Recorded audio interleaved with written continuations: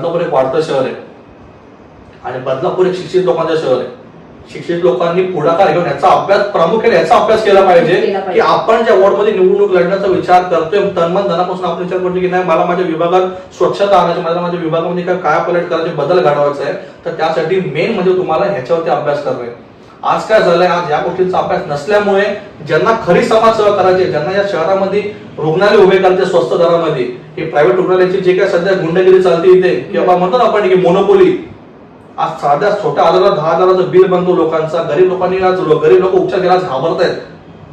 आज माझ्या कुटुंबात घडलेल्या अशा गोष्टी की अक्षरशः त्रास होतोय, त्रास आम्ही सहन करतो की अरे जर हॉस्पिटलमध्ये गेलो तर बिल होईल, मग ते ईसीजी सांगतील, हे सांगतील, मग ते सांगतील, तो खर्च वाढेल. या कारणास्तव लोक आज डॉक्टरकडे जात नाहीयेत.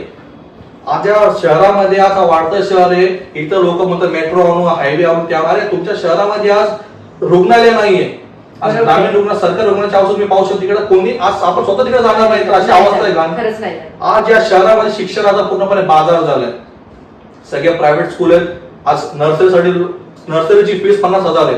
तर म्हणजे गोरगरिबांनी शिकण्यासाठी यांनी दरवाजे बंद केलेत, यांनी तुम्हाला आरोग्यामध्ये तुम्हाला दाबून ठेवले.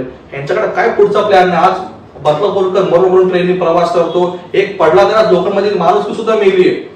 आधी तरी आपल्याला वाईट वाटायचं की माणूस पडलाय, आपण तर मदत करतो. आज लोकांचं असं पडलंय आणि गर्दी पण पडलं असेल, ते नेहमीच असेल, होतच राहते. ह्याला आपण काय करू शकतो, म्हणजे लोकांनी ती गुलामी सहन स्वीकारली आहे.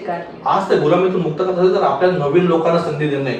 आज या बदलापूर नगरपालिकेमध्ये नवीन लोकांचं जाणं खूप गरजेचं आहे आणि त्या नवीन लोकांना जाण्यासाठी आज या मेन विषयासाठी आज यासाठी मी आलोय की हा मुख्य विषय आपण लोकांपर्यंत पोहोचवला पाहिजे की प्रत्येक एरियामध्ये कोणते नगरसेवक असतो तो दाखवतो ना की मी खूप समाजसेवा करतो, त्याच्यामुळे लोकांचं मला मतदान एवढं भेटतं. हा मतदान तुझं हक्काचं मतदान नाहीये.